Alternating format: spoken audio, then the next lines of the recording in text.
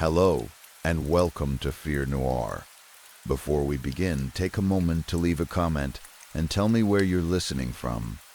I always enjoy reading them. If you enjoy slow, unsettling stories that gently draw you deeper into the darkness, don't forget to like this video and subscribe to the channel.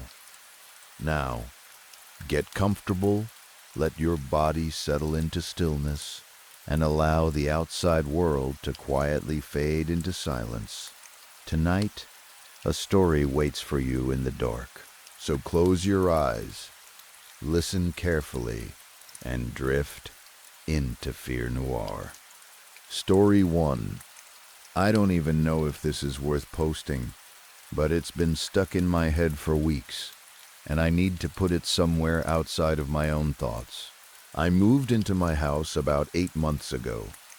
It's a normal street in a normal neighborhood, the kind of place people choose because it feels quiet and safe. Lawns, driveways, porch lights that turn on automatically at dusk. You hear a dog bark once in a while, maybe someone's car alarm by mistake, but nothing that makes you sit up and think something is wrong. My neighbors are the Harmons. They seem perfectly ordinary. Polite wave when you pass them, not overly friendly, not rude. They have a kid named Marcus. He's 8 years old. The first time I really noticed him, I was carrying grocery bags from my car. I glanced up and saw him in his bedroom window, just standing there and looking straight at me. It wasn't a quick, curious look either. He was still, like he'd been placed there. His face was close to the glass, and he didn't move when I looked back. I did the normal neighbor thing and gave him a little wave. He didn't wave back. He didn't even react. No smile, no shy look away, nothing. Just a steady stare like he was waiting for me to do something interesting. I remember thinking, okay, weird kid. But kids are weird sometimes. Maybe he was shy.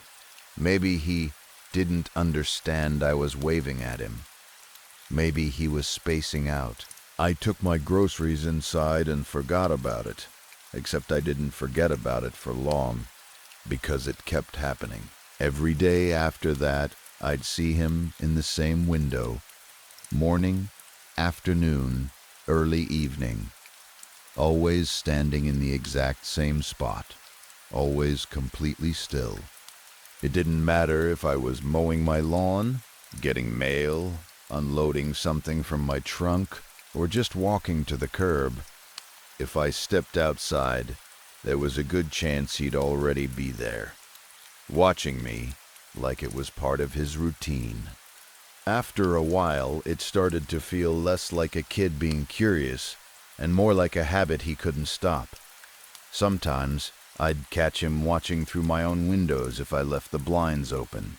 I'd walk past my living room, glance over, and there he'd be across the street, face close to the glass, hands hanging at his sides, staring into my house.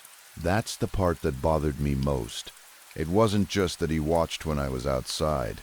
It was that he watched when I was inside too, when there was nothing for him to be curious about. He wasn't looking at birds or cars or the street. He was looking at me. I mentioned it once to his mom. I tried to keep it casual, like I was joking. Something like, "Hey, I think Marcus has been keeping an eye on me." She laughed like it was adorable and said he was just curious, like he was interested in the new neighbor and would get over it soon. I let it go. Because what else do you do? You can't accuse an 8-year-old of being creepy. You can't knock on someone's door and say, "Your kid watches me all day." It makes you sound dramatic. It makes you sound like the problem. So I tried to ignore it. The part I can't explain. The part that shifted this from mildly uncomfortable to something I can't stop thinking about is what started happening at night. I work from home, And my schedule is not normal. I stay up late a lot. 2 in the morning, 3, sometimes 4. I've always been that way. I'm productive late, and I've never been great at falling asleep early. So I just roll with it. It's quiet, nobody calls, the world feels paused, and I can get things done. A few weeks ago, I was at my desk around 2 a.m. I took a break and looked out the window, without really thinking. I do that sometimes just to rest my eyes. The street was dark and still, with the usual porch lights and the occasional passing car far away. And across the street, in the Harmon's house, Marcus was at the window. At first, my brain didn't even process it properly. I just stared, trying to understand what I was seeing. His room was dark. No lamp, no glow from a TV, just blackness behind him and the faint outline of his face in the window. He was standing there, looking straight at my house, not wandering in and out, not shifting his weight, not climbing on the bed or pressing his hands to the glass like a bored kid. Just standing there, still, like he'd been waiting. I felt this sudden, stupid rush of embarrassment, like I'd been caught doing something I shouldn't be doing, even though I was just sitting at my computer in my own house. I told myself he probably got up to use the bathroom, or he heard a noise, or he had a nightmare and went to the window. Kids do that. It happens.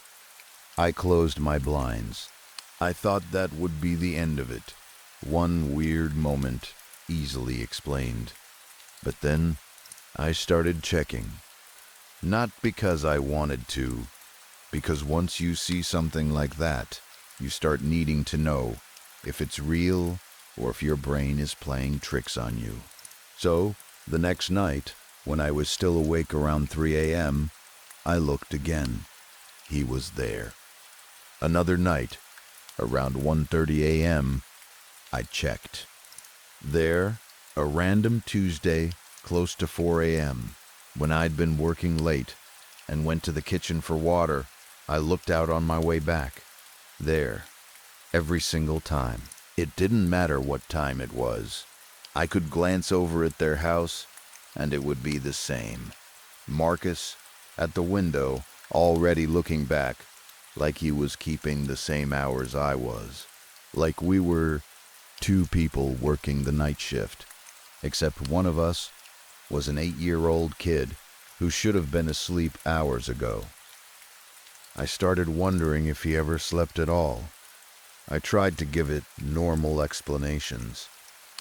Maybe he had insomnia. Maybe his parents were struggling and didn't want to talk about it. Maybe he was on some medication that messed with his sleep. Maybe he had night terrors. Maybe the Marcus I was seeing wasn't actually him, but some shadow or reflection. But the more I watched, the less it felt like a trick of light. I could make out his posture, the shape of his head, the way he stood too straight for too long. After a while, I stopped even wanting to look, because it started to feel like a game I didn't understand and didn't want to play. Last week I saw him outside in the morning, which almost never happens. Usually if he's awake, he's in that window. That day, he was sitting on the front step, just sitting there with his knees bent, like he'd been waiting for something. His parents weren't outside. No bike, no toys, just him. I don't know why I stopped.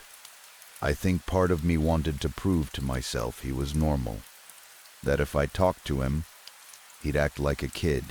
Maybe he'd laugh, or shrug, or say something silly. Maybe I could tell myself I'd imagined the whole vibe. So I walked over and said, "Hey Marcus, how's it going?" He looked up at me and said, "Fine." Nothing else. No smile. No, "How are you?" Just that one word. I stood there for a second, awkwardly trying to decide what to say next. And then he said something that made the air feel colder. He said, "You were up really late last night." The way he said it wasn't accusing exactly. It was matter of fact, like he was commenting on the weather. I gave a small laugh and said, "Yeah, I have trouble sleeping sometimes." I tried to keep my voice light because I didn't want to sound nervous in front of an 8-year-old. He nodded slowly, like he understood. Then he said, "You kept going to the kitchen and standing in the hallway, and then you went out to your back porch for a while before you came back in." I didn't answer right away. I just stared at him. It wasn't just that he was describing my house. It was that he was describing things I hadn't done, and he said it with the same calm tone he used for everything, like he was reporting something boring. I told him I was at my desk the whole night. I didn't go to the kitchen. I didn't stand in the hallway. And I definitely didn't go to my back porch. It was freezing. He didn't argue. He didn't get defensive or confused. He just looked at me with that flat, blank expression and said, "Yeah, you did. I saw you. My back porch faces the opposite direction from his window. There is no angle from his room where he should be able to see it. Even if he pressed his face against the glass and leaned halfway out, it would still be impossible. The porch is behind my house. The fences and the layout make it very clear. I've stood in my own yard and looked. You can't see back there from the front of the street." And yet, he'd said it like he was completely sure. I didn't know what to say after that. I didn't want to ask him questions, because I suddenly had this feeling that the answers would be worse than the question. So I made some excuse, took my trash out like I'd planned to, and went back inside. I locked the door, even though I always lock it. Then I checked it again anyway. That was a week ago, and I've been turning it over in my head non-stop. I keep thinking about the details. The kitchen, the hallway, the back porch. I keep thinking maybe I did get up and forgot. Maybe I sleepwalk. Maybe I have gaps in my memory. The idea makes my skin crawl, because I live alone. If I've been wandering my house at night without knowing it, that's scary enough. But it still doesn't explain the porch, because I would have remembered opening the back door, feeling the cold, hearing the noise outside. I would have remembered something.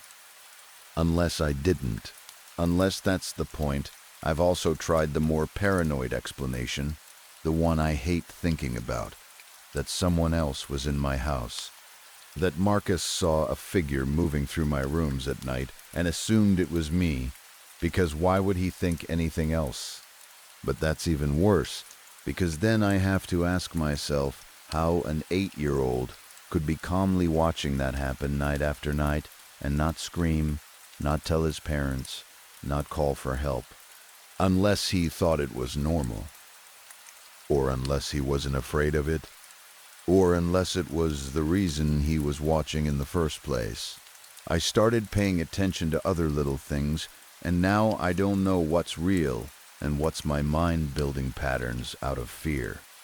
Sometimes I'll be in my kitchen during the day, and I'll get this weird feeling that someone is standing in my hallway, just out of view. I'll turn quickly, expecting to catch a movement. Nothing. Sometimes at night I'll hear a soft creak, like a floorboard settling, and my first thought isn't, "Old house," it's someone is walking. I hate that my brain goes there now. I hate that I've started mapping my house in my head in terms of hiding places and sight lines. 2 nights ago, I caught myself standing in my own hallway without realizing I'd walked there. I told myself, I was just stretching my legs, but I was standing still, not moving, like I was listening.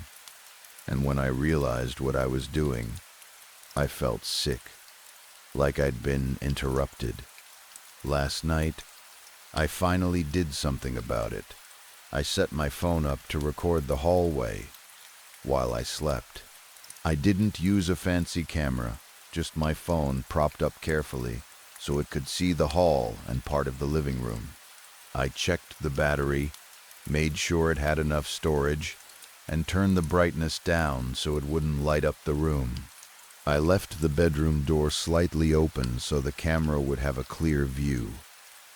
Then I went to bed. I lay there for a long time, staring at the ceiling, waiting for sleep to come. Every sound felt louder than it should have been. The heater clicking on, wind against the siding, a car door closing somewhere far away. I kept thinking about Marcus standing in his window in the dark, watching my house as if it were his job. At some point, I must have fallen asleep, because the next thing I remember is waking up with that heavy, dull feeling you get after a bad dream. The house was quiet. Morning light was creeping in through the curtains.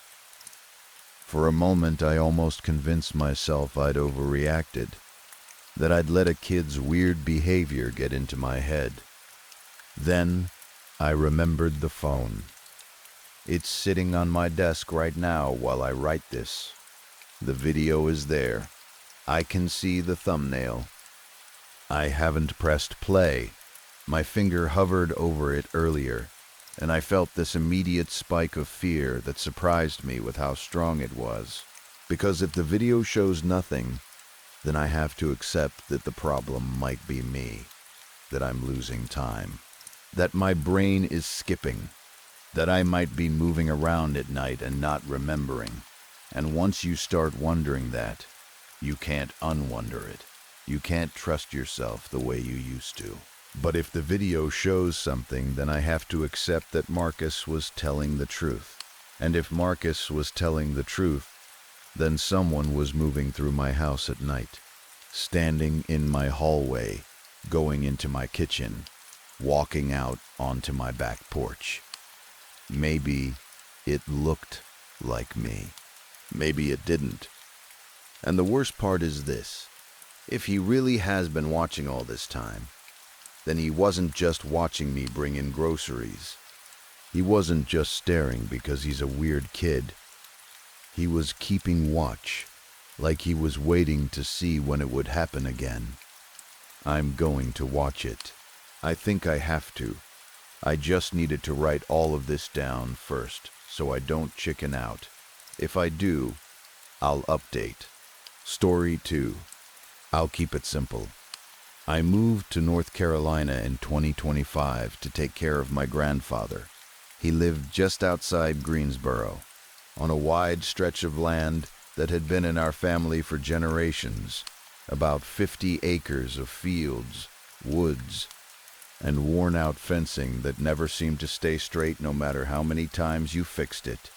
The house itself was small and old, attached to what used to be a working farm. Now it was more like a farm that was slowly giving up. The paint on the barn was sun-faded. The gates sagged. The tractor started only when it felt like it, but my grandfather loved the place in a way I never really understood until I moved in. I got the call in November. Something had changed in him fast. One night he just stopped talking. Not like a slow decline where you can see it coming. It was like a switch got flipped. The neighbor who checked in on him said he was awake. He was moving around. He was eating a little, but he wouldn't speak. Not a word. He'd stare straight ahead or look past you like he was listening to something far away. I had just come out of a breakup that wrecked me more than I wanted to admit. I didn't have much tying me down where I was, and the thought of getting away from familiar streets and familiar memories felt like oxygen. So I packed what I could, told my job I needed time, and drove out to the property. The first few months were quiet, not peaceful exactly, because taking care of someone who won't talk is its own kind of stress, but at least it was predictable. I learned his routine by watching him. I learned where he kept things, because he'd point or nod if I asked a question. Sometimes he'd tap the table once for yes, twice for no. He still looked like himself. Same weathered face, same tired eyes, but the silence around him felt heavy, like it had a weight. Out there, nights had their own sound. Cicadas, frogs, distant dogs, the occasional owl, wind moving through the trees, the porch chimes clicking lightly when a breeze came through. It was the kind of place where you could step outside and feel how big the dark was. But even that started to feel normal after a while. That's how it stayed until last week. It was late evening, the kind of night where the air is cool but not cold yet, and you can smell damp soil from the fields. I had just finished the normal chores. I'd checked the animals, made sure the pigs were in, latched the pen the way you do every single time, because if you don't, they'll remind you why you should. I washed up, locked the doors like my grandfather insisted, and I was already thinking about bed when a loud bang snapped through the air from somewhere outside. It wasn't a gentle sound. It was sharp and heavy, like metal hitting wood, or a door slamming hard enough to shake the frame. My first thought was the pigs, because they were always the most likely problem. If they found a weak spot in the gate, they pushed it like they were testing it on purpose. I didn't even stop to put shoes on properly. I grabbed my phone and rushed out the front door. The cold air hit my face and made me slow down without meaning to. I stood on the porch for a second, looking out across the yard. The moon was up but not bright, and the shadows were deep. I scanned the field, expecting to see movement, animals loose, a shape running, something out of place. Everything looked normal. No pigs waddling around, no dark shapes crossing the grass. The pig pen was still shut. The fence lines looked the same as they always did. For a moment, I wondered if I had imagined the sound, or if something had fallen in the house. Then my eyes shifted toward the barn, and my stomach tightened. The big red barn doors were closed. That might sound like nothing, but out there, it meant something. We left those doors propped open during warmer nights for airflow. It was an old habit my grandfather had. Even after the farm stopped being a real operation, he kept the pattern like it mattered. Those doors didn't just swing shut on their own. They were heavy. You had to pull them and latch them.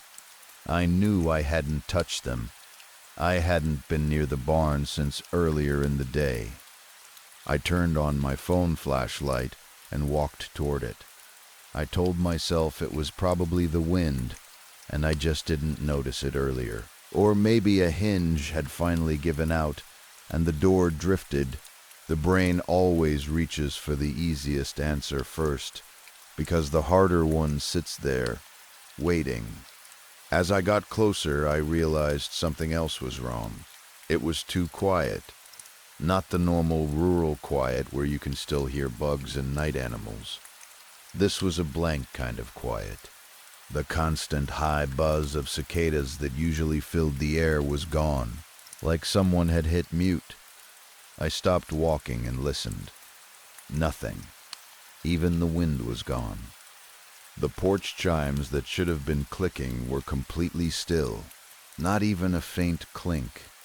The air felt thick, like it didn't want to move.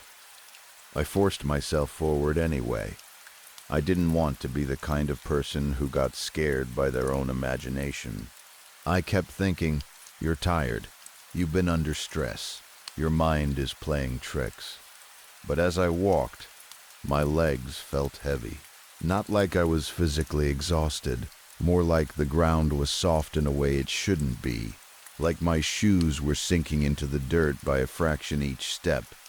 It made me feel slow and clumsy. When I reached the barn, I stood right in front of the doors and listened again. Still nothing. No rustle inside, no animals shifting, no mice, no familiar sounds of an old building settling. I grabbed the handles and pulled. The doors opened with a long, complaining groan, old wood scraping against old metal. The sound should have echoed. It didn't. It just died in the air like it had been swallowed. I shined my light inside. Empty stalls. Tools hanging where they belonged. The old feed sacks stacked in the corner. A few dusty buckets. Everything looked exactly how it was supposed to look, which should have made me feel better, but it didn't. The inside of the barn felt wrong the way the outside did. Not like something was there, but like something had been there and had just left, leaving a space behind. I propped the doors back open the way we always did. I remember letting out a breath and feeling slightly embarrassed with myself, like I'd overreacted. I turned and walked back toward the house, and I'll be honest, I started moving faster without deciding to. By the time I got to the porch, I was almost jogging. I locked up, checked on my grandfather, and went to bed. He was already asleep. His face looked calm in the dim light, his mouth slightly open the way it sometimes was. I stood there for a moment, waiting for him to stir or look at me, but he didn't. I told myself I was lucky he was resting. Then I went back to my room and tried to sleep. I don't know how long I was out before I woke up again. At first, I thought it was a dream pulling me awake, that floating feeling where you're not sure what's real yet. Then I heard it clearly. Scratching. Soft, steady scratching coming from my bedroom window. My room faced the yard. There was a massive oak tree outside, old and thick, with branches that reached toward the house. Sometimes in the wind, a branch would scrape the glass. That's what I told myself it was. Just the tree. Just normal. Then I heard my grandfather's voice from outside. "Come outside, champ." My whole body went cold. No one called me champ, not friends, not exes, not co-workers, only my grandfather, and only in this warm, casual way that made you feel like a kid again. Hearing it outside the window at that hour didn't make sense. He barely walked unassisted anymore, and he hadn't spoken in months, not one word. I hadn't heard his voice since before November. I held my breath and listened. The scratching continued, light and patient, like fingernails moving across glass. Then the voice came again, a little louder. "Come outside." It sounded like him, but it didn't sound right. The words were shaped correctly, the tone was close, but there was something off in the texture of it, like an audio clip that had been copied too many times, like someone had learned to imitate him by listening to an old recording. It had that thin, worn-out quality, and under it there was something that felt empty. I sat up in bed so fast the blanket slid down to my waist. My heart was pounding hard enough that I could feel it in my throat. Every instinct in me screamed not to look, but it was like my body moved on its own, pulled by the need to confirm what I was hearing. I turned my head toward the window. I didn't see a face there. I didn't see my grandfather standing in the yard. What I saw first was the barn. The barn's interior light was on. That light was never on at night. We didn't leave it on. It was an old switch on the inside wall, You had to go in and flip it. The pale yellow glow spilled out of the open doors and stretched across the yard in a long rectangle. It made the grass look washed out and sick. It threw hard shadows that didn't look right. And just outside that light, barely inside the edge of it, stood something tall. At first it was just a shape, darker than the dark around it. Then my eyes adjusted, and details started to slide into focus, like my brain didn't want to accept them all at once. It was too thin in places and too wide in others, like a body put together wrong. It stood upright, but not the way a person stands. Its posture was tilted, like it didn't fully understand balance, or like its joints bent slightly wrong. One shoulder seemed higher than the other. The head was angled forward. Its arms hung down long, too long, and from its hands were claws, not short animal claws, long, narrow claws that looked like knives, easily 10 inches, maybe more, catching the barn light enough to shine. There were patches of fur on it, gray and matted, clinging to the shape in uneven tufts like it had rolled in something wet and then dried. In other spots, it looked bare and dark, like the fur had been torn away. It didn't rush the house. It didn't wave. It just stood there, as if it knew I was looking and it wanted me to keep looking. Then it leaned slightly into the light, and it opened its mouth. The sound that came out was my grandfather's voice again, perfectly matched, the same rough warmth I remembered from childhood, but with no life behind it. "Champ, I need some help." I can't explain what that did to me. It wasn't just fear.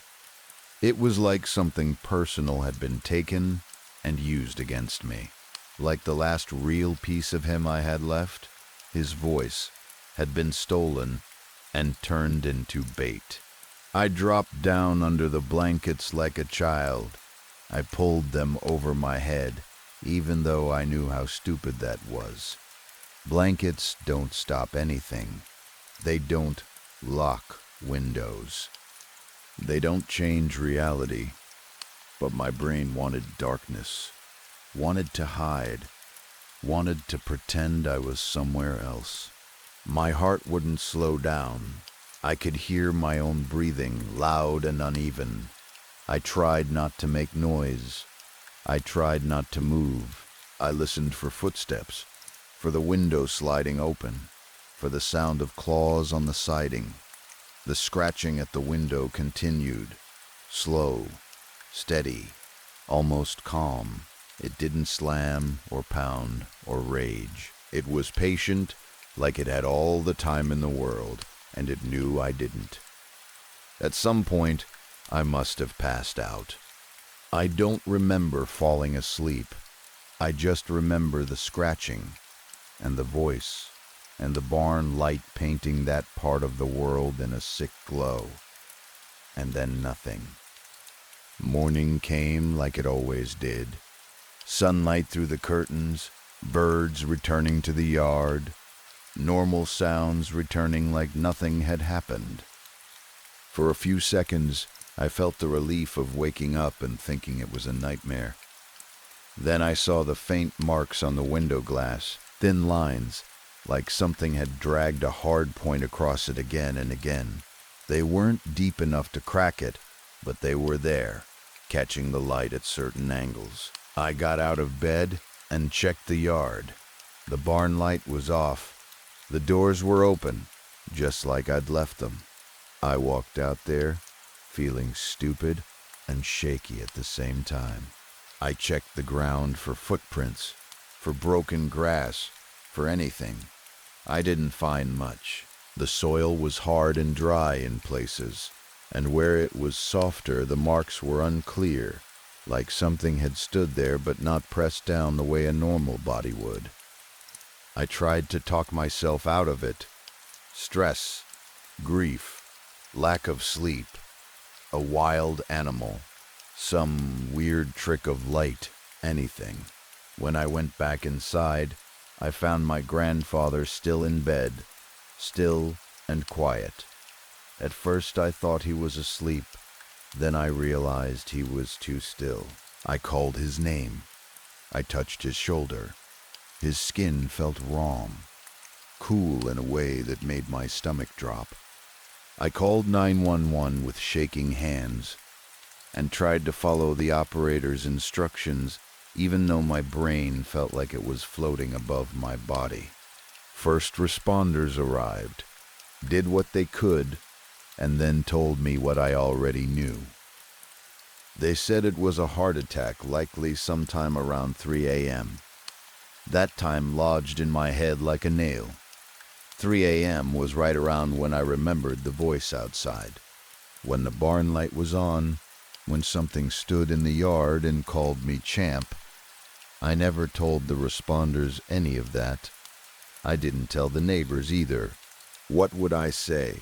That something pretending to be my grandfather had been outside my window while he died inside?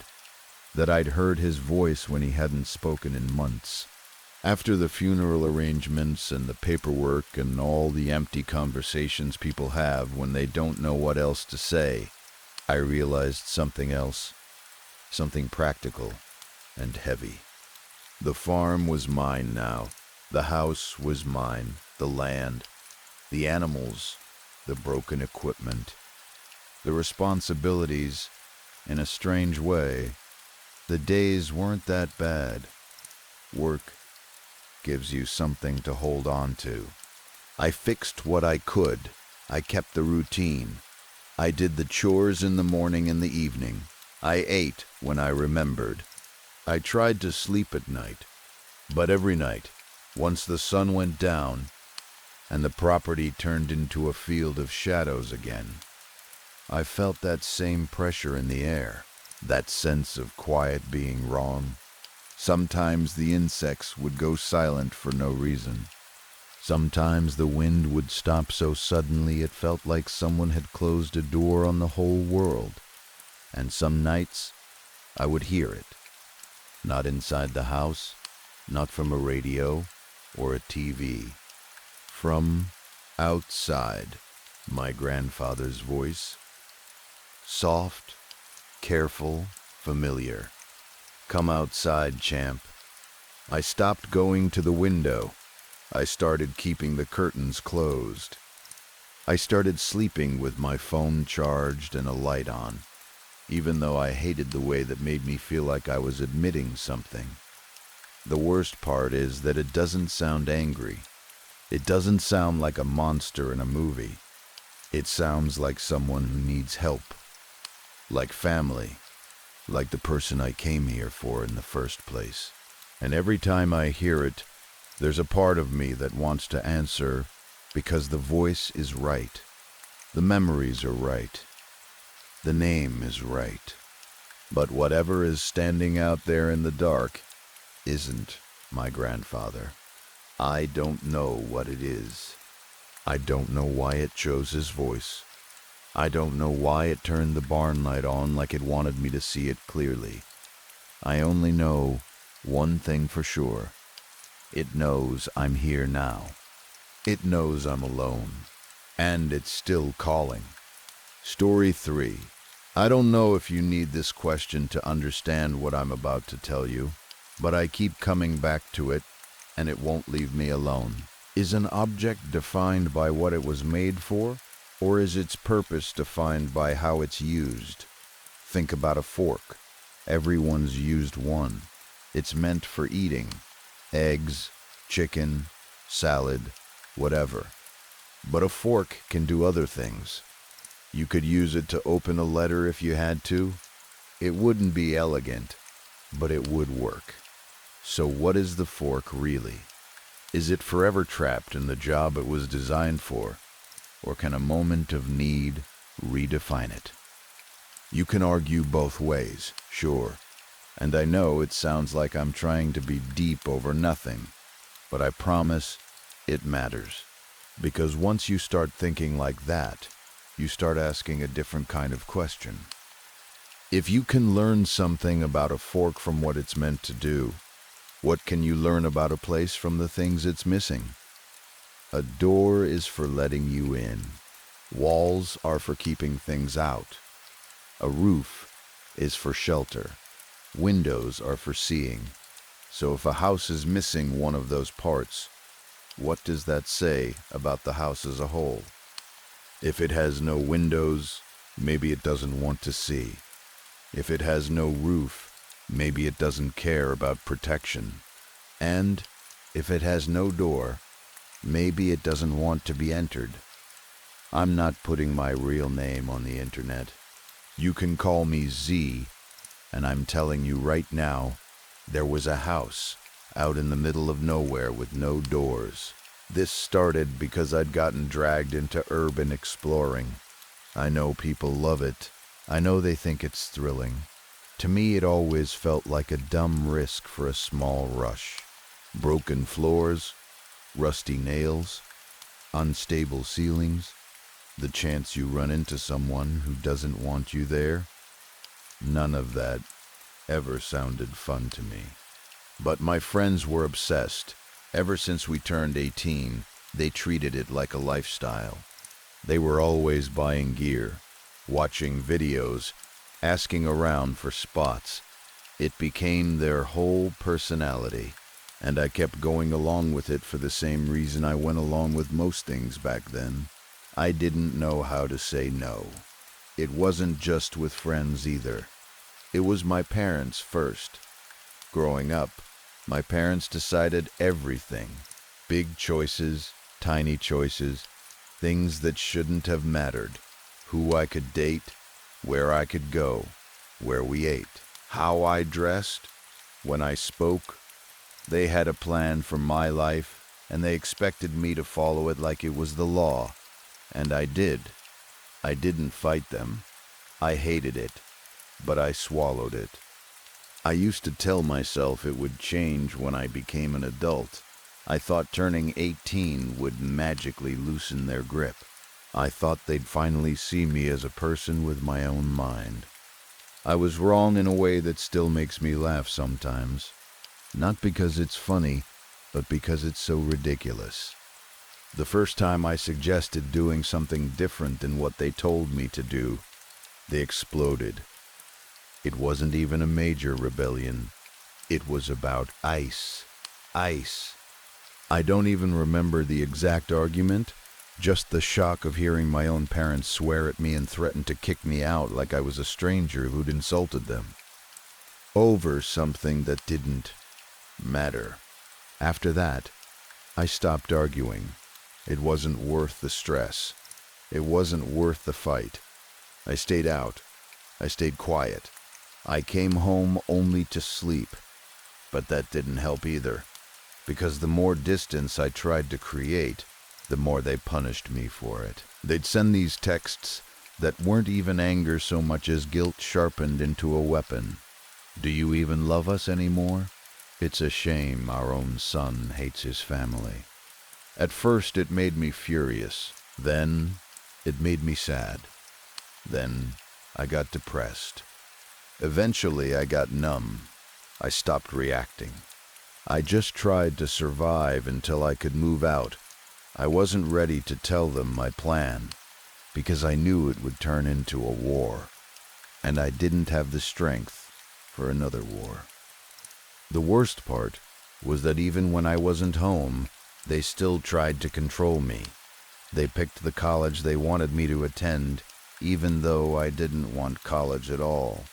They decided where I could be and when. They decided where I could work and with who, like my life belonged to them. And I let it happen because I didn't know how not to. I wasn't built to go against people.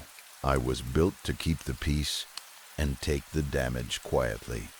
So when my friends texted the group chat early Saturday morning, before sunrise, I didn't push back. My phone buzzed nonstop until I rolled over and checked it, half asleep and irritated. One of my friends, I'll call him X, said to meet at his house in an hour. He claimed he'd found a new place to explore, and this one was different. I'd heard that line 100 times. This one is different. This one is crazy. This one is like nothing we've ever seen. Usually it meant an old building with some spray paint and broken furniture. Still, I didn't want to sit at home, and I didn't have the energy to argue, so I said I'd be there.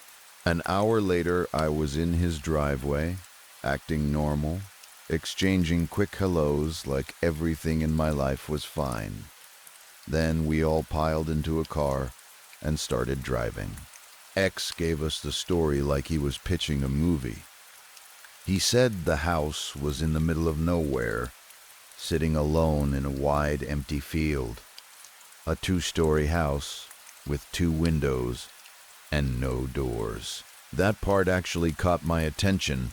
I thought he was exaggerating until he leaned even harder into it and started adding the horror angle. He said only 2 people had ever dared to enter it, and neither of them came back.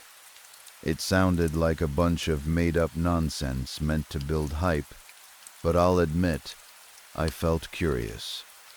Not excited, not eager, just curious in that quiet, uncomfortable way, like when you see a bruise on your own skin and keep pressing it, even though it hurts. When we finally reached the place, the house was exactly where he said it would be. A huge open field with nothing in it but tall grass, and that house, sitting like it had been dropped there. No driveway, no mailbox, no signs of recent life. Just a clean, perfect-looking home, in a space that should have been empty. That was the first thing that felt wrong. Most abandoned places look abandoned. They rot, they sag, they fade, they get vandalized. This house didn't. It looked maintained. The paint looked fine. The structure looked solid. Even from a distance, it didn't feel aged. And then there was the second thing. No doors. We walked around it, slowly at first, then faster. Front, sides, back. Nothing. No entryway. No boarded-up door. No basement access. No garage door. It was like someone had built a normal house and then erased the part that lets people in. We stood there longer than we meant to. It's hard to describe the feeling, but the air around it did something to me. It was like the house had a presence, almost like a smell you couldn't name. It pulled at my attention, held it, but at the same time, it made my stomach twist with fear. I felt drawn in and warned away at the same time. Eventually, the group started whispering. Someone said we should leave. Someone joked about the 2 people who never came back.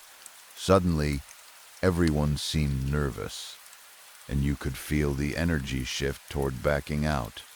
But we were a group of teenage guys, so instead of listening to fear, it turned into a contest. Who's brave? Who's a coward? Who's willing to go in? Who's a little bitch? Nobody wanted to enter, but nobody wanted to be the one who admitted it.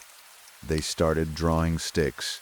When it came time to reveal them, why? Another friend held up the shortest one and immediately pointed at me. Z will do it, he said loud enough for everyone to hear. This kind of stuff doesn't scare him. That was a lie. This scared me. I just wasn't good at showing it. The group started chanting my name like it was funny.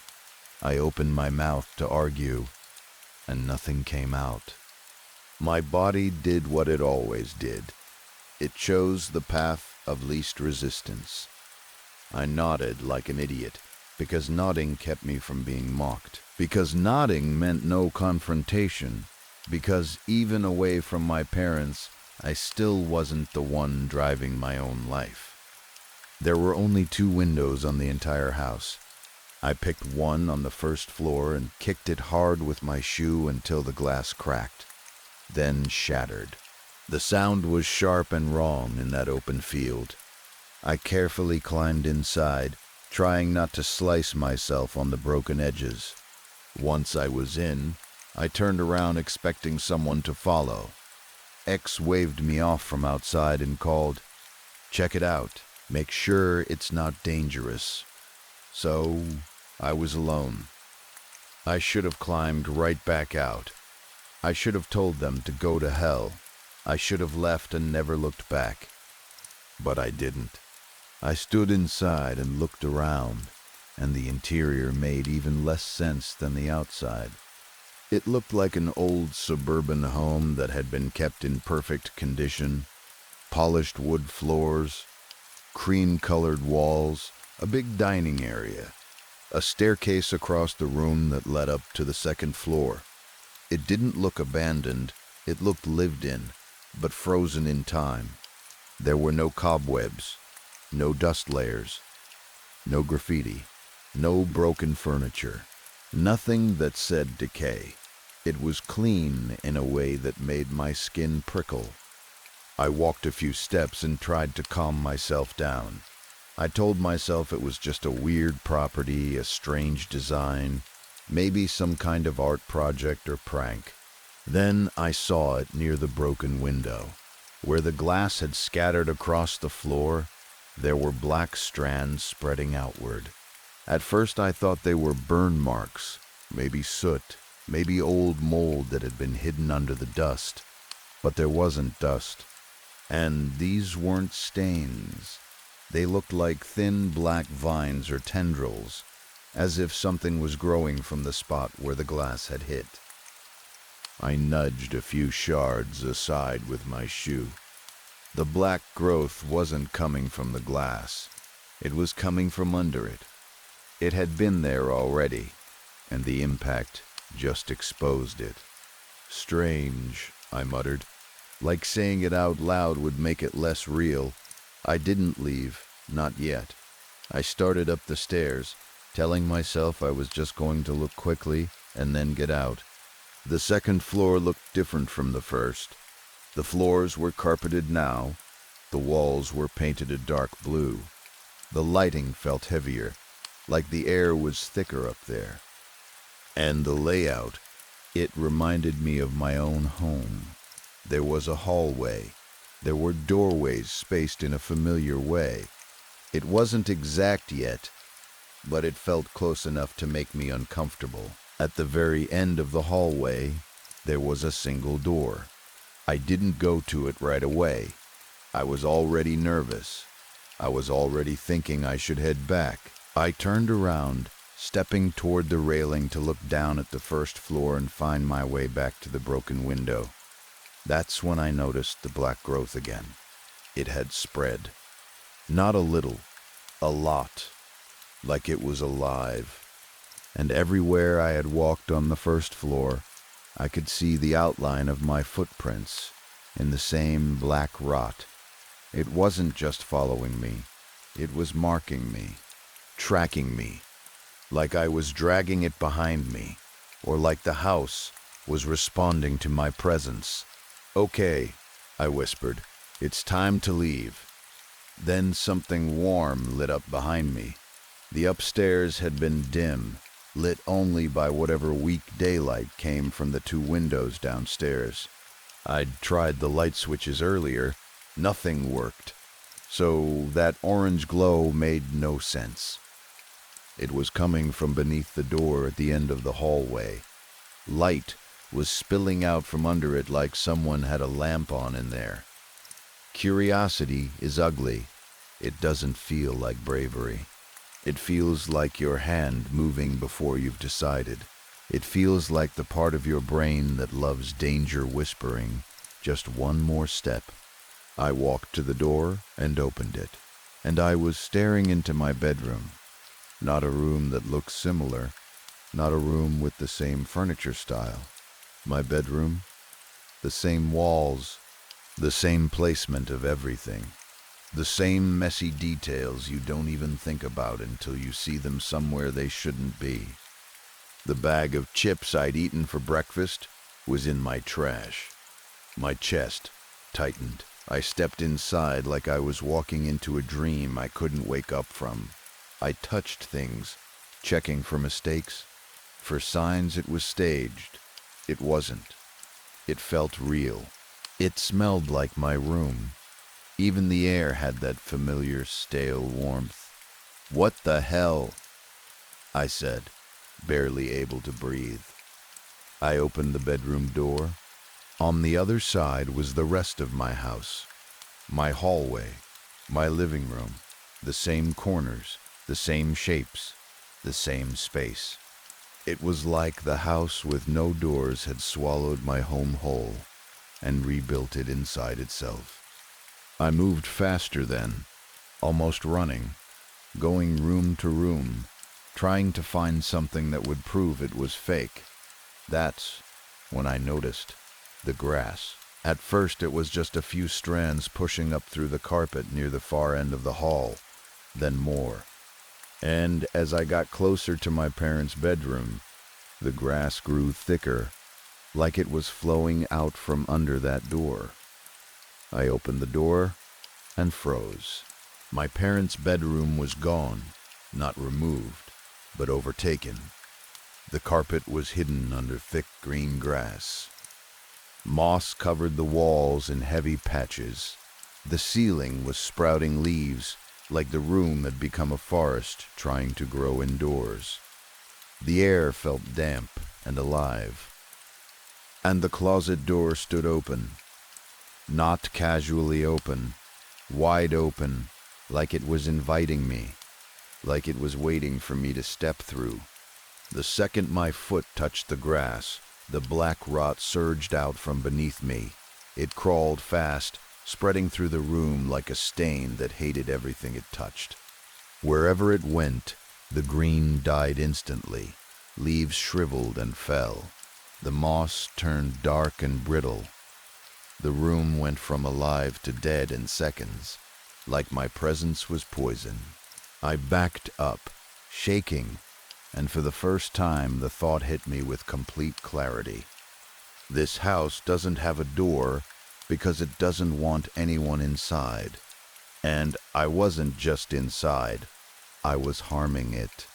Whatever balance existed here, whatever strange ecosystem this place had been holding, I was destroying it just by being there.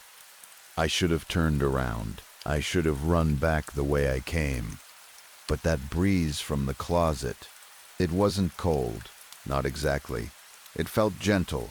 It smelled like clean, open air. It felt like freedom. And it pulled at me the way the whole house had been pulling at me since the moment I saw it. So I went closer. I stepped through the closet door, and logic broke. On the other side wasn't another room. It was an open field of green grass, stretching farther than I could see. The same kind of endless field we'd driven through outside. The sky looked too wide. The air felt too big, like I'd stepped out of a box and into something that didn't fit inside any building. Behind me, the rot followed. It spread from my feet into the grass like spider webs of death, killing everything it touched in widening lines. Green collapsed into black. Life turned to dust. The more I moved, the more it spread, like I was dragging destruction with me. I stopped walking. I tried to stand still, like maybe I could keep it from spreading if I didn't disturb anything else. Guilt pushed through the fear. It begged me to stop, to not ruin something I didn't understand. For a moment, that part of me won. And then I heard it. A sound so wrong it made my stomach flip. It wasn't one animal.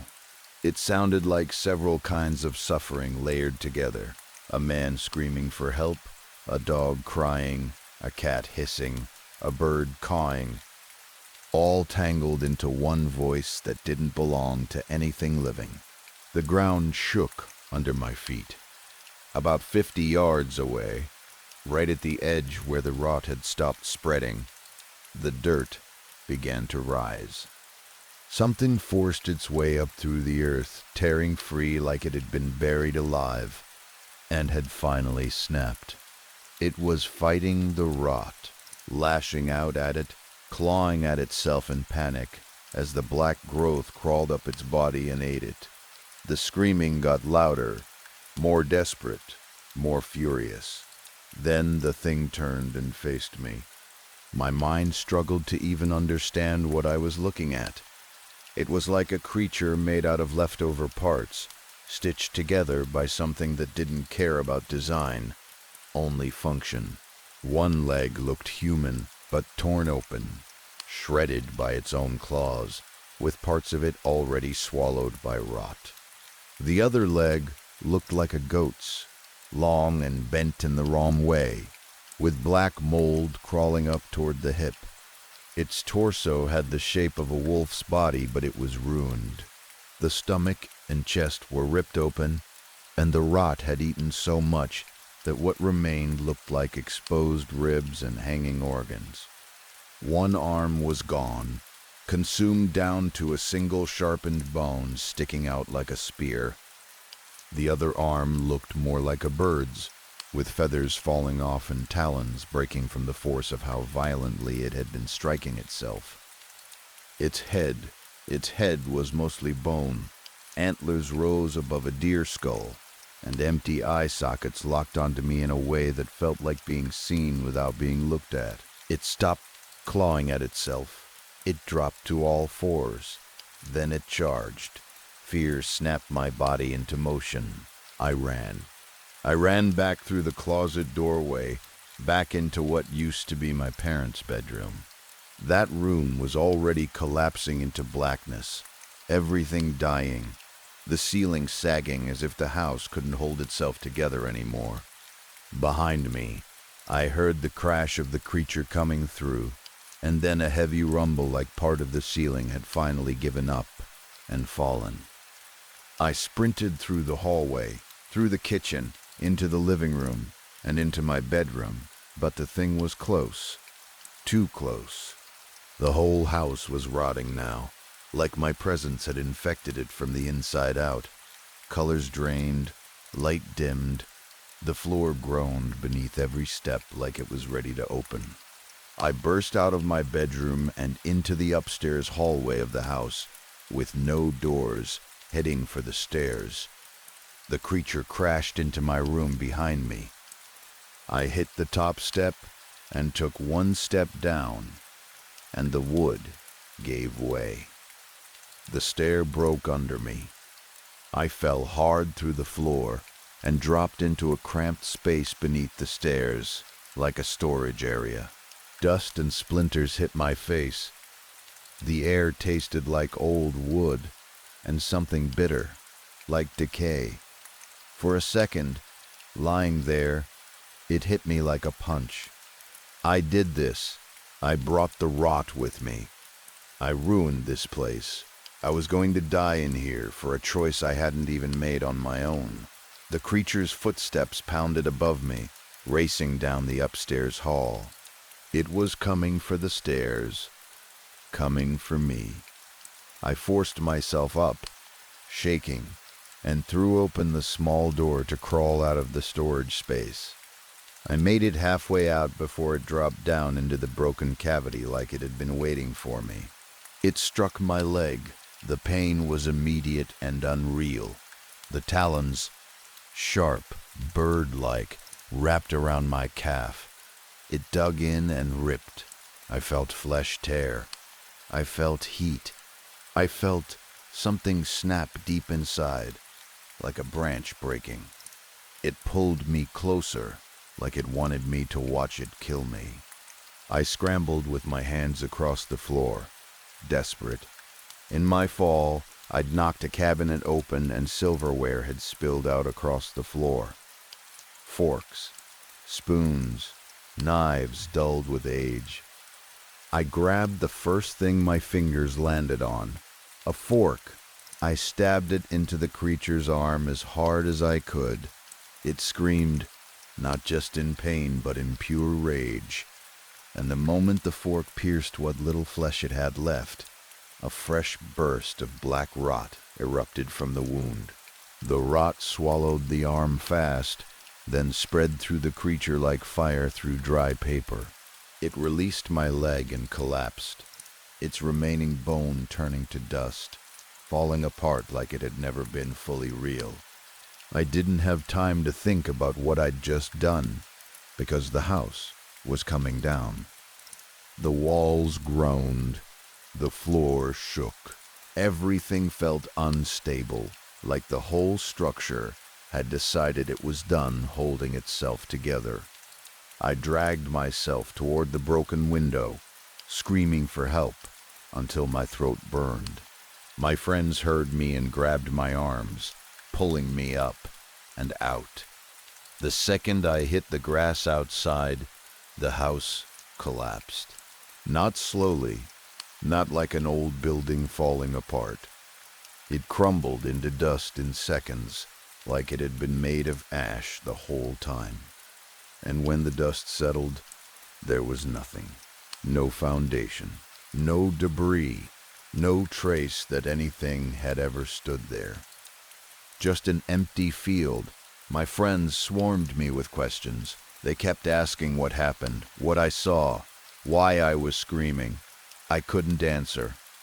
I was too focused on my leg, because the pain was still there, sharp and constant, like that creature had left part of itself inside me. I begged them to take me to the hospital. In the car, I looked down and saw the damage. I could see it clearly. The torn flesh, the swelling, the way my leg didn't sit right anymore. But my friends kept insisting they couldn't see anything. They sounded confused, like I was pointing at air. At the ER, it got worse. They found nothing, no wound, no break, no swelling, no bruising. The doctor looked at me the way doctors look at people who are convinced of something that isn't showing up on tests. He asked me if I'd been drinking, if I'd taken anything, if I was stressed, if I'd been sleeping. But I could still feel it. I still feel it. It hasn't healed because, as far as everyone else is concerned, there's nothing to heal. Yet I can't walk without a cane or crutches.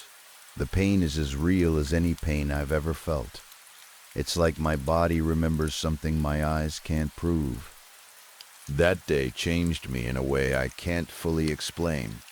Not because I fought a monster, but because it finally forced something into my head that I'd avoided my whole life. I was tired of living with consequences for choices I didn't make. I stopped going along with my friends just because they pushed.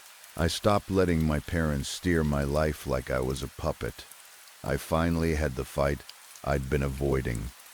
I lost people. I lost comfort. For a while I had no friends and no home. It hurt. It was lonely. It was terrifying. But it was mine. And now my life is better. I have friends who respect me. I have a girlfriend who loves me for who I am, not for who I can be controlled into becoming. I still limp. I still wake up some nights with that phantom pain burning through my leg, and I still see that empty field in my dreams sometimes. But I don't regret leaving that version of myself behind. So I'll come back to the question I started with. Was the fork meant to be a weapon? No. It was meant to help someone eat. But in my hands, in that moment, it became the only reason I survived. That doesn't mean the fork changed who it was. It means I chose what it would be used for. And that's the part I want you to take with you. For a long time, I treated my life like it was an object other people owned, like my purpose was decided by my parents' plans or my friends' pressure. But the whole time, I was the one holding it. I had more power than I acted like I did. You do too. You hold all the power. Story 4. What if I told you there's a person out there who can give you everything you ever wanted, and then some? Most people like to believe they'd be careful. They'd ask questions, they'd take their time, they'd spot the trick. But when you're desperate enough, when you've lost the one person who made your life feel real, you stop thinking like yourself. You start thinking like someone who's drowning. My name is Charlie. I'm 28 years old, and this is the story of how I met the man in black. Back then, I was living in my parents' basement in New York. I know how it sounds. You hear basement, you picture some guy who never grew up, playing video games at 3 in the morning, making excuses, blaming the world. I was that guy in some ways, but it wasn't always like that. I used to have a normal life, a decent job, a little money, plans that felt solid. I wasn't rich, but I was moving forward. I had the kinds of small dreams people build a life out of. My own place, a future, a reason to wake up that wasn't just survival. And I had Layla. It's hard to explain what she was to me without it sounding dramatic. But she wasn't just my girlfriend. She was my best friend. The person I told everything to. The person I pictured in every version of the future. When I thought about getting older, I didn't see myself alone. I saw her. I really believed we were going to last. Then she met Chad. Chad was one of those men who seemed like he had been designed in a lab to make other people feel small. A tech millionaire type, always smiling like he was doing you a favor by sharing oxygen. The kind of guy who worked in a building so tall and clean, it didn't feel like it belonged in the same city as the rest of us. His office was huge, probably bigger than my whole house. He could give Layla things I couldn't even pretend to offer. Cars, fancy dinners, private vacations, concerts, VIP tickets, all of it. And just like that, she was gone. It wasn't even a slow fade. It was quick. 1 minute I was her person. The next minute, I was an old chapter she didn't want to read again. I tried to act like it was fine, like I could handle it, like I'd bounce back. But I didn't. I stopped taking care of myself.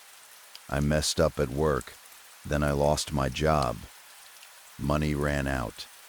I went from feeling like a man with a future to feeling like a ghost in my parents' house. Even my parents looked at me differently, like I had failed them. Like I had failed her.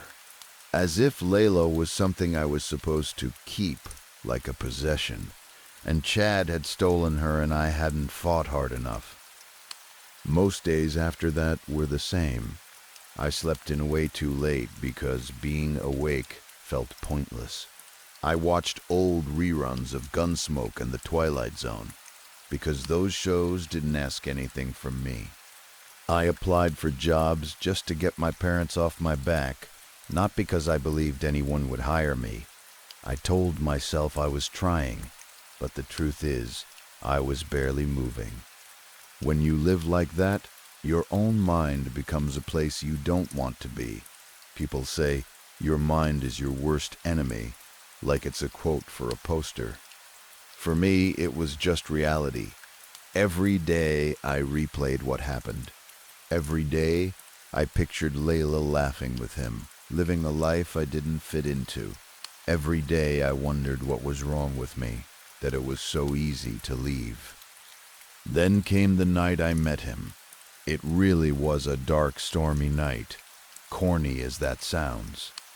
The sky was heavy and low. Rain fell lightly but steady, and the wind made the trees shake like they were irritated to be standing there. I was tired of being trapped in the basement, tired of feeling like the walls were pressing in. I needed air. I needed to walk until my thoughts got quieter. There was a park near my house, and I headed there around 11 p.m. I didn't care about the time. Time didn't mean much when you didn't have a life you were trying to keep on schedule. The park was mostly empty, a few distant lights. Wet pavement that reflected the glow from street lamps, the smell of rain and grass and mud. I walked slowly, hands in my pockets, shoulders tight, trying to convince myself I still had control over something, anything. Eventually, I sat on a bench.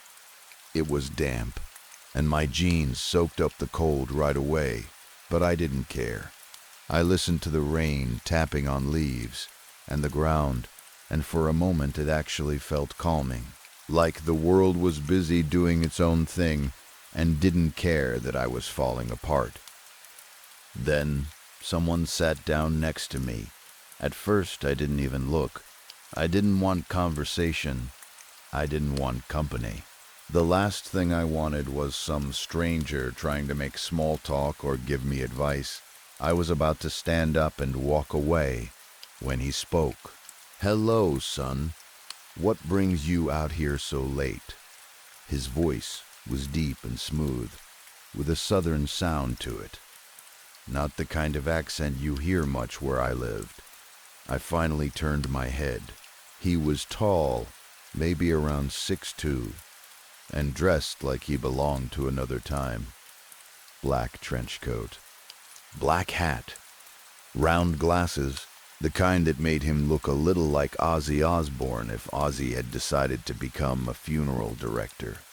His skin was pale, not sickly exactly, but unnaturally pale, like he never saw daylight. And he smiled at me. His teeth were very white, too white, and I remember thinking they looked sharp in the dim light, like the edge of something you don't want pressed against your skin. The smell hit me a second later. Dead roses, not fresh flowers, not perfume. The sour, rotting sweetness of petals left in a vase too long. I stood up, annoyed more than scared, because annoyance was easier. Nothing, man. Just taking a walk, clearing my head. Mind if I join ya? I shook my head. I'm not really in the mood. I don't talk to strangers. He didn't seem offended. He seemed entertained, like I had said something expected. "I can tell, son. You look like you need some help. What if I told you I can help you?" That made me pause, even though I didn't want it to. The way he said it didn't sound like a friendly offer. It sounded like a sure thing. He stood up and stepped closer. Close enough that the smell of dead roses got stronger. Close enough that I could see the way his grin didn't reach his eyes. "No thanks," I said. "I don't need help. Have a nice night." I turned to go. Then he said two words that stopped me so fast it felt like my spine locked up. "Auto me." I don't know what those words were supposed to mean. I still don't. But the way he said them, it was like he had pressed a button inside my body. My feet froze. My breath caught.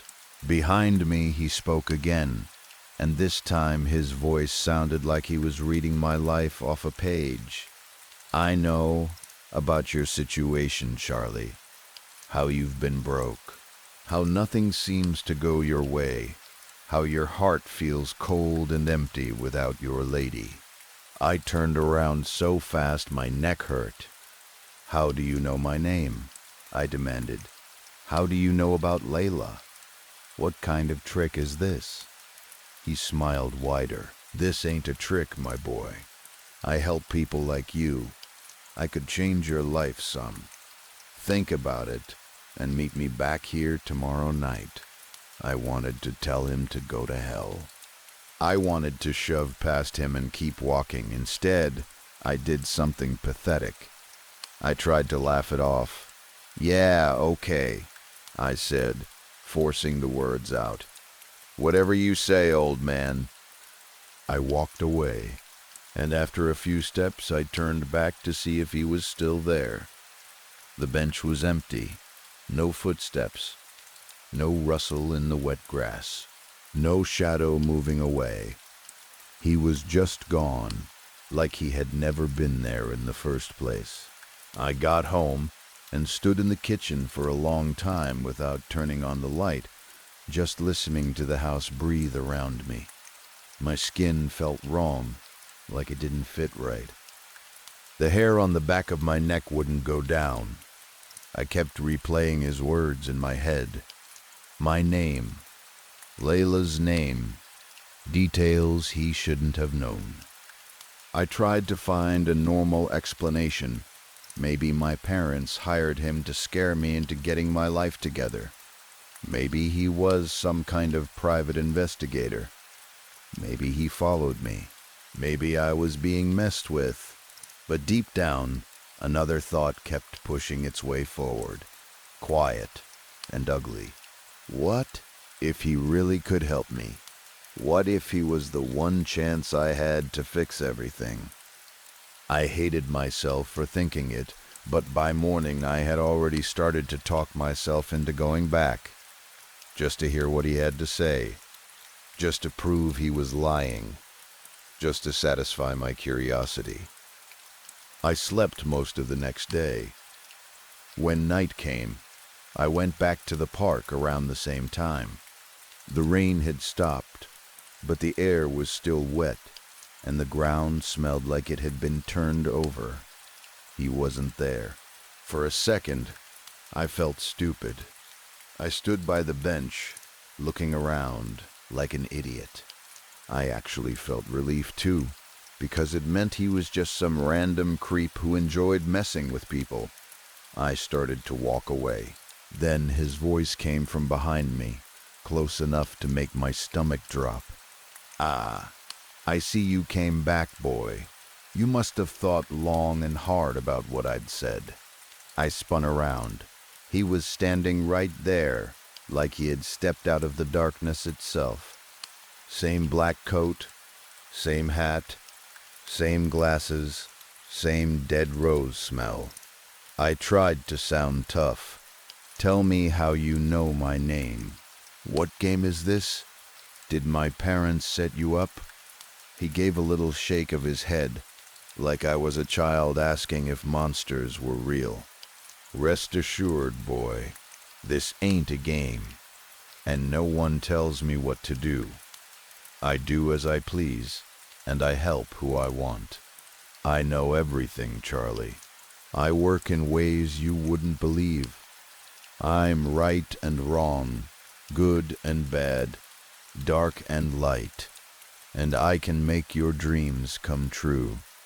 The way he said those opposites, good and bad, dark and light, made my skin prickle, like he was proud of being everything at once. "How?" I asked, and I hated how small my voice sounded. "Why help me? I'm nobody. I'm a loser. I don't have anything to offer you." He stepped closer again, and when he smiled, I saw the sharpness of his teeth more clearly. "You see, son, the how and why is up to you. I turn losers into winners, and you're right. You have nothing to offer me. But there are things I could use your help with, things I just can't do on my own." I crossed my arms like that could protect me. "Like what? I'm not doing anything for free. How can I trust you?" He tilted his head. "All in time, my boy. Trust is an illusion. If you need help, ask. What you want, tell me, and I'll make it happen." The words came out before I could stop them, like a confession. I want my life back. I want a good-paying job. I want money. I want my girl back. His grin stretched wider than it should have. His eyes, behind the glasses, looked wrong, black as midnight, but with a faint red hint, like a coal that hadn't cooled all the way. For a second I thought of Dracula too, and it would have been funny if it hadn't felt so real. "Ah, Charlie," he said softly, "I knew you were the one I was looking for." Then, like we were discussing a business deal, he said, "You'll work for me, my boy, and I'll pay you handsomely. And as for your girl, she'll be back in time. Go home. In 2 days, meet me here again. We'll talk then." I opened my mouth to argue, to demand details, to ask who the hell he was. A crack sounded in the trees behind me, like a branch snapping. I turned my head for half a second. When I looked back, he was gone again. I went home with my thoughts chasing each other in circles. Was he real? Was I losing my mind? Was I being targeted? And under all that fear, there was hope, which might have been the worst part. Hope makes you cooperative. Hope makes you ignore things you'd normally run from. The next morning was when I started to believe him, and I wish I hadn't.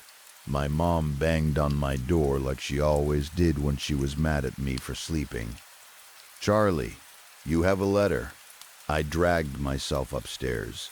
Irritated, I hadn't gotten real mail in a long time.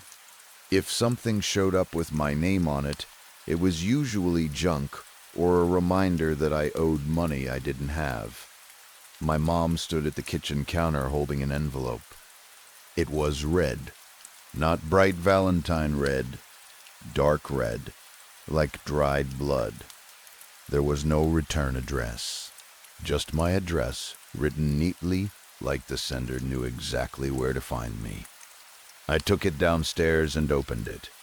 Inside were 3 things: a check for $5,000, a short note, and a folded letter. I stared at the check so long my eyes started to blur. $5,000. That was more money than I had seen in one place in years. My first thought was that it had to be fake, some kind of scam, some kind of prank.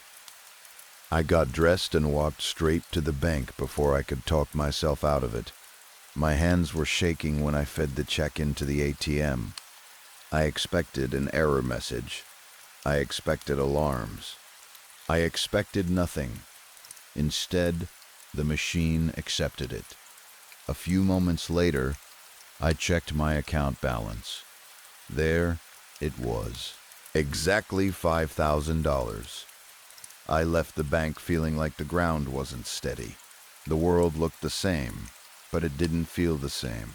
If the check was real, then he was real. And if he was real, then everything he promised might be real too.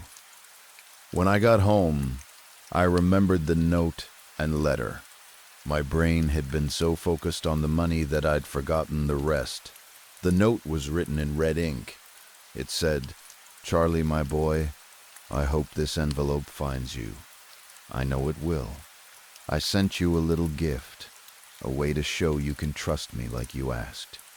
All I need from you is to open the letter inside and sign at the bottom and bring it to me when we meet again. Signed, your friend." I unfolded the letter. It was blank. No terms, no agreement, no explanation. Just empty white paper with a line at the bottom for a signature. I stared at it for a long time. It felt like a test. It felt like a trap. But then my eyes drifted back to the money in my account, and a different thought took over. How could signing a blank paper hurt me? It's just paper. That's what I told myself, and that's how it started. When it was time to meet him again, I went back to the park. We always met in the same spot, under a tall, dying tree with barely any light reaching through its branches. That tree looked sick, like something had drained it slowly over the years. Being under it made the air feel colder. This time he was already waiting. I walked up to him and forced myself to sound grateful. "I got your envelope. Thank you for the money. I don't know how I could ever repay you, but I'll do whatever I can." He smiled like he enjoyed hearing that. "You see, that's why I like you, my boy. You're a go-getter, a man who can do anything he sets his mind to. I know you'll repay me eventually, son. Did you bring that letter?" "Yes," I said, and my mouth was dry. "I signed it too." "Very good," he said, taking it from my hand like it was nothing. "Very good indeed. You work for me now, okay? And I have something for you to do tomorrow, in fact." I blinked. "I work for you? What do you mean? You own a business or something?" "Son," he said calmly, "I am the business. I'm the owner, the CEO. Everything you see is mine. And now, so are you." My stomach tightened. I tried to laugh because I didn't know what else to do. "Yeah, okay, old man. Don't get weird. Fine. If you're paying, I'll work for you. It's not like you're taking my soul or anything." He looked at me then, and it felt like someone poured ice water into my bones. "All in good time, my boy." Then he gave me my first job. "There's a tall building down in the city," he said. "I'm pretty sure you know the one I'm talking about. Tomorrow at 8 a.m. in the front, I want you to stand there all day until 5:55 p.m. After that, meet me back here in 2 days." I stared at him, waiting for the rest. "You want me to stand in front of a building all day, and you're going to pay me? How do you know what building I'm thinking of?" "Precisely," he said, like I had answered my own question. "I'll be seeing you soon. It'll be a pleasure working with you, and I'm sure you already know which one. Follow your gut, my boy." I went home confused and unsettled, but a deal is a deal, right? I told myself it was harmless. Standing outside a building wasn't a crime. It wasn't violent.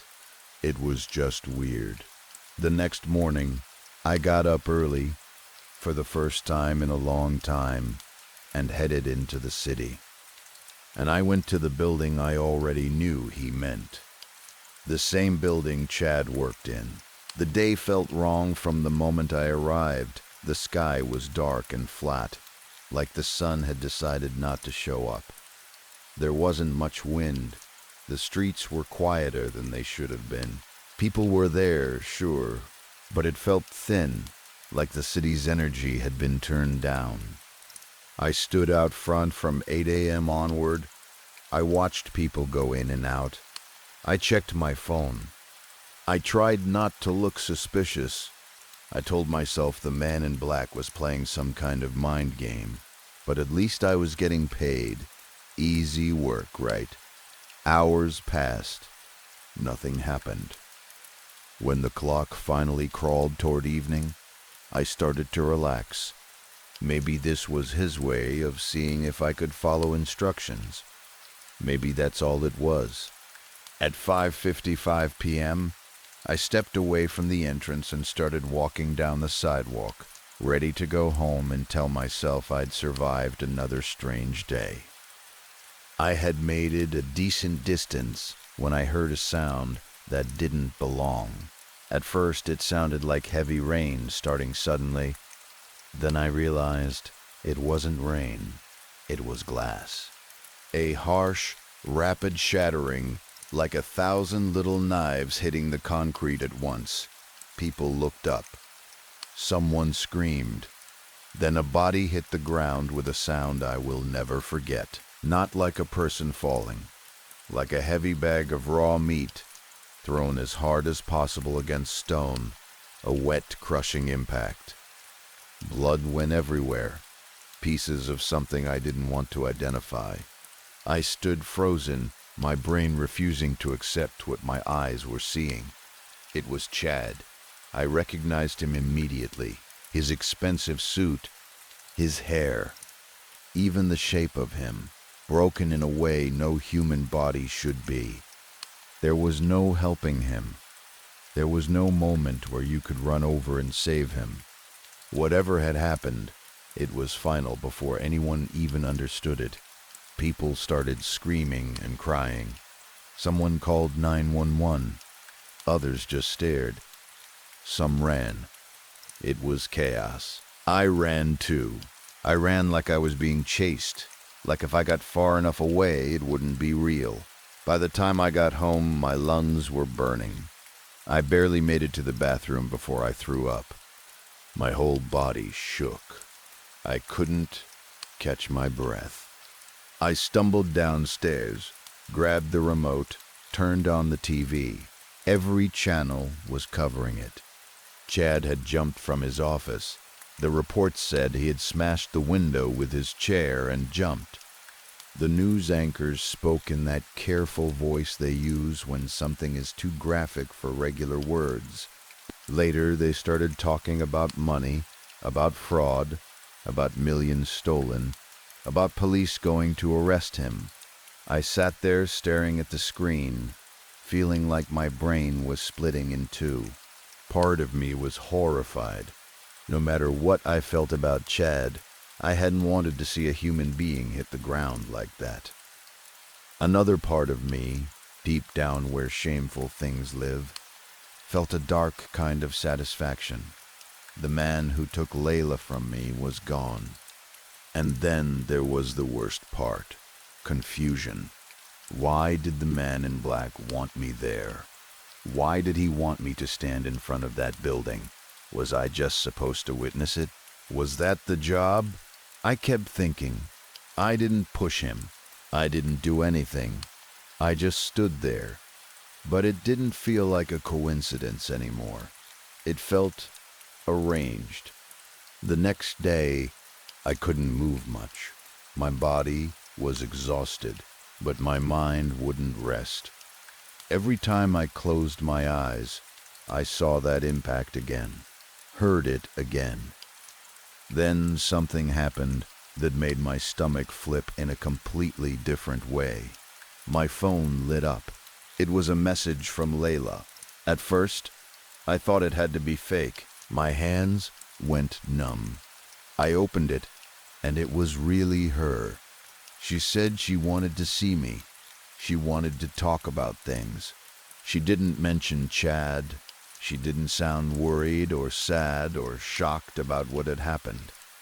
She just sounded ready, like she had been waiting to say it. She told me she'd be getting on a plane and coming home in 3 days, so we could talk in person. I sat there staring at the screen, feeling excited and terrified at the same time.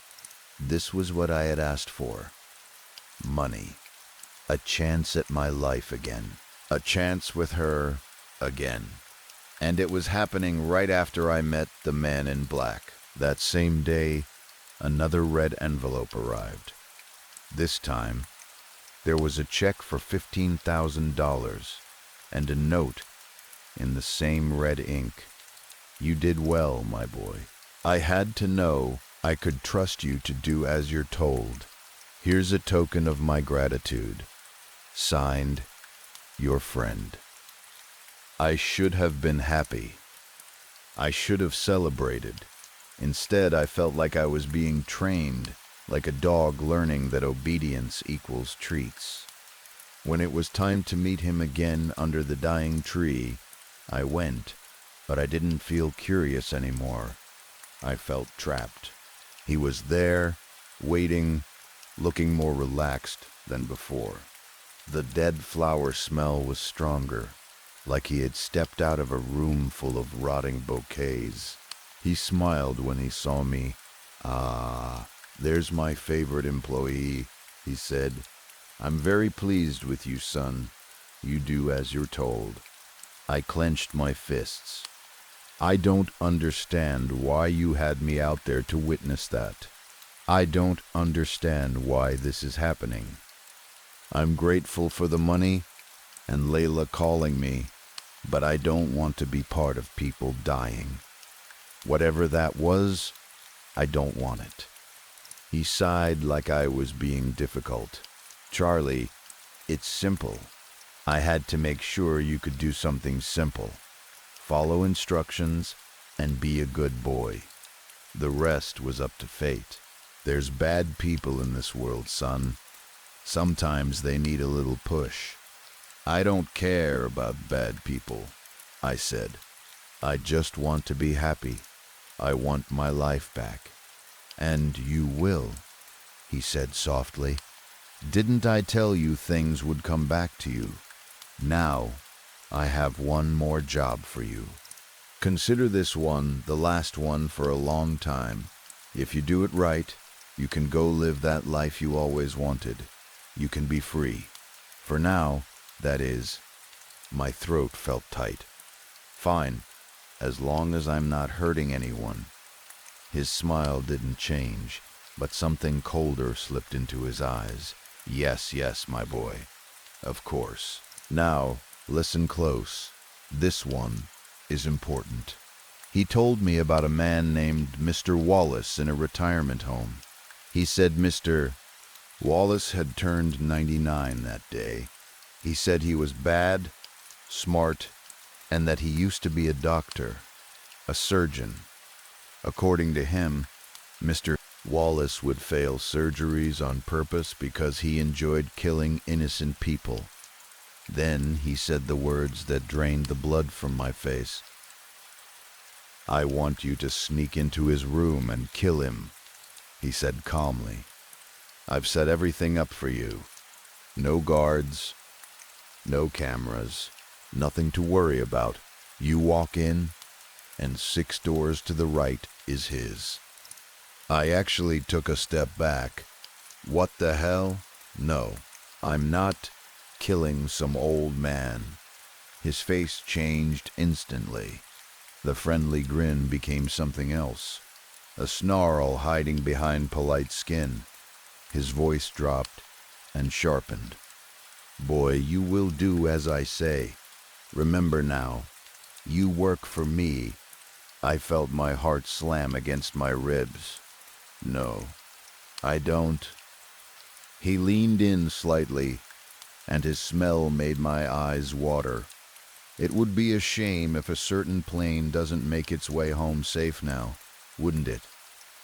My entire body went hot. You leave her out of this. Pray to your God, Charlie, he said, almost gently. You've already made your deal with me. Now get to work, son. You have till sunrise. Then he turned and walked away like he had just asked me to pick up groceries. I stood under that dying tree shaking. The night felt too big. The city sounds in the distance seemed far away and unreal. I kept thinking, this can't be happening. This isn't me. I'm not a murderer. I pulled out my phone and called Layla. No answer. I texted her again and again, telling her not to get on the plane, not to fly, to stay where she was. I begged. I used words I'm embarrassed to admit. No response. Midnight was already behind me. If I had until sunrise, I had maybe 6 hours. I found myself walking toward the retirement home like my legs didn't belong to me. The whole way there, I argued with myself. Call the police, run away, tell someone, do anything else. But the image of Layla getting on that plane kept flashing in my mind, and fear has a way of making you believe there's only one option. When I reached the building, my stomach twisted again. The doors were open. No guard, no nurse at the desk. No one in the hallway.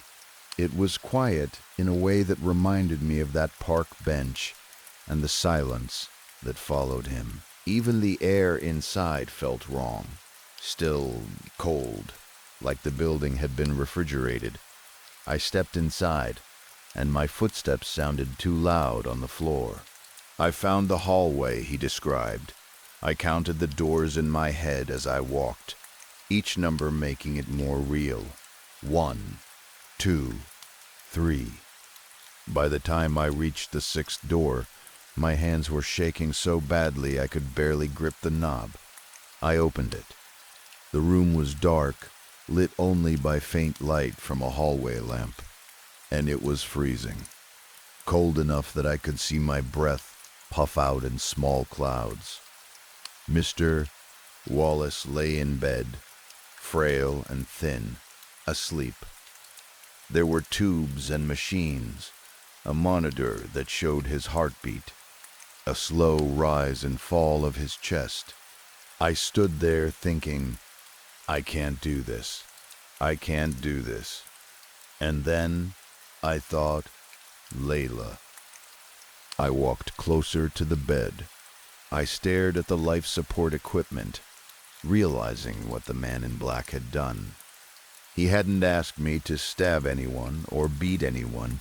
He had set it up so the easiest way would be silent, clean, just one simple motion. Pull the plug. My hand hovered. And then Mr. Wallace spoke. His eyes didn't open fully. His voice was faint, like a whisper scraping up from deep in his chest. He sent you, he said. It wasn't a question. I knew my days were numbered. My whole body stiffened. What? He swallowed, his throat moving painfully. Do what you must. I'm ready. But listen, kid. He turned his head slightly, and for the first time his eyes focused on me. Don't trust him. My mouth went dry. How do you know? But I didn't finish the sentence, because my hand moved. I pulled the plug.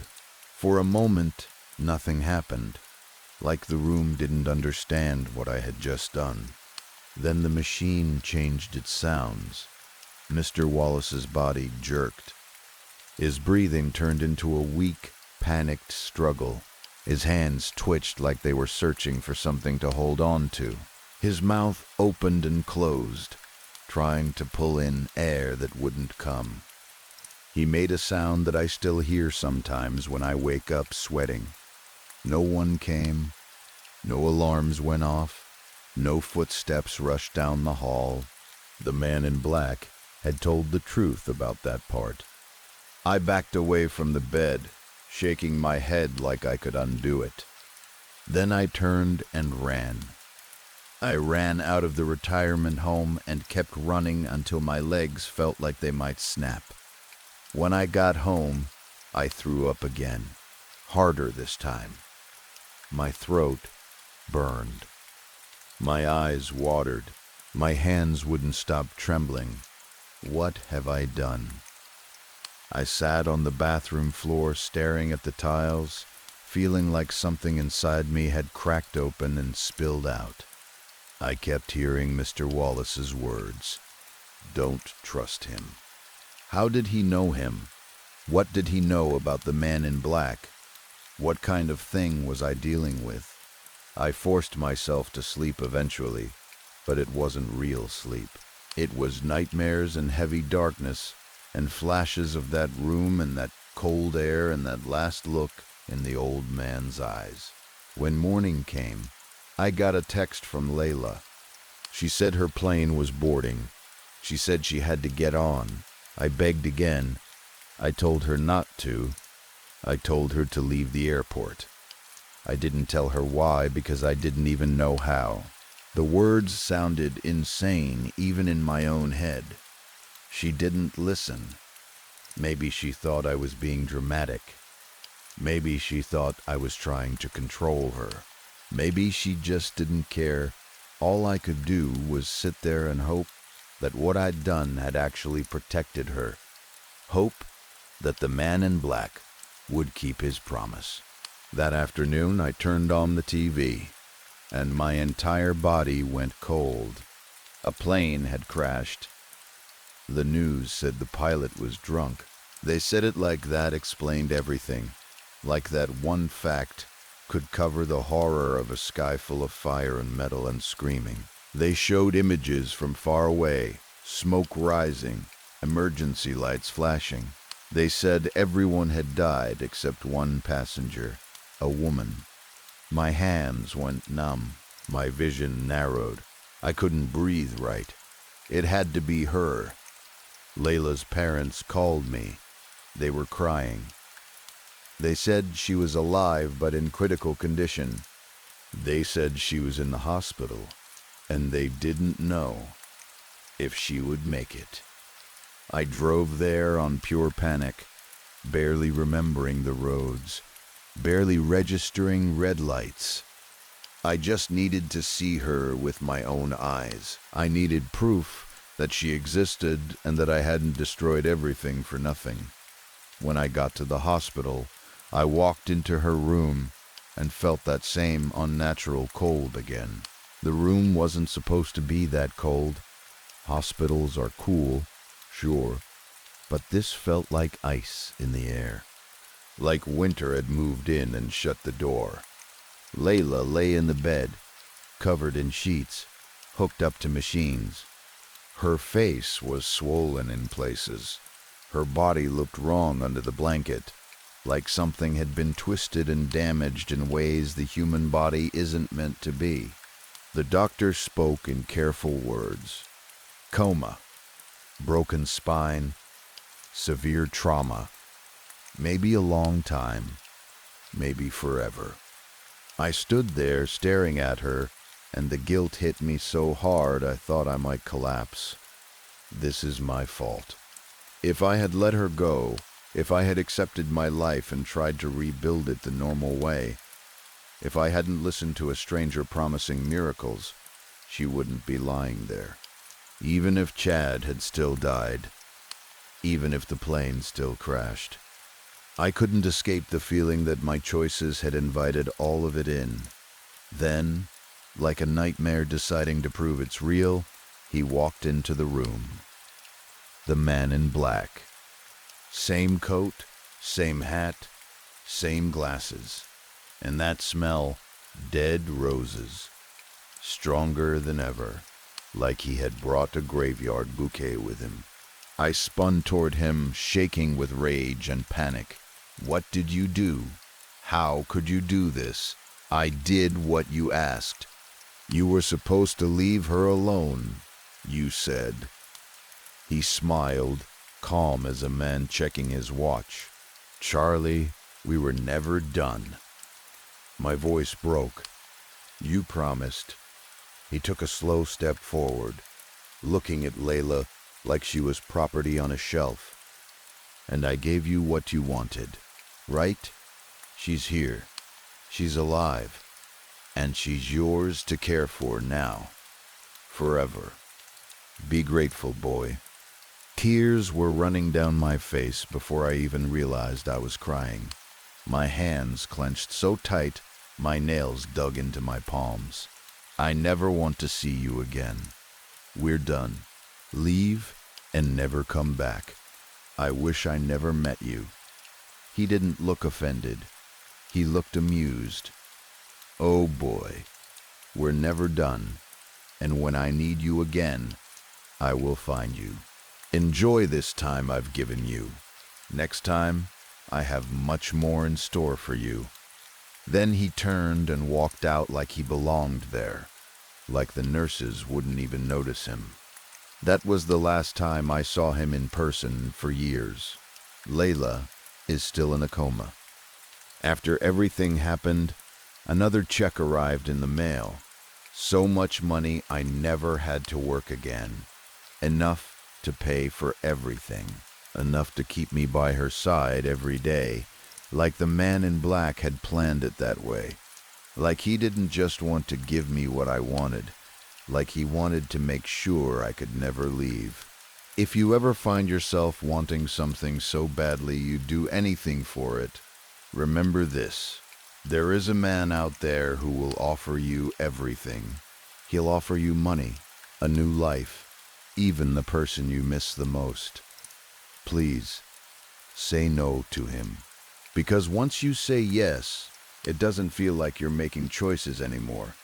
It feels like you're being moved around a board, one step at a time, while something in the dark smiles and waits.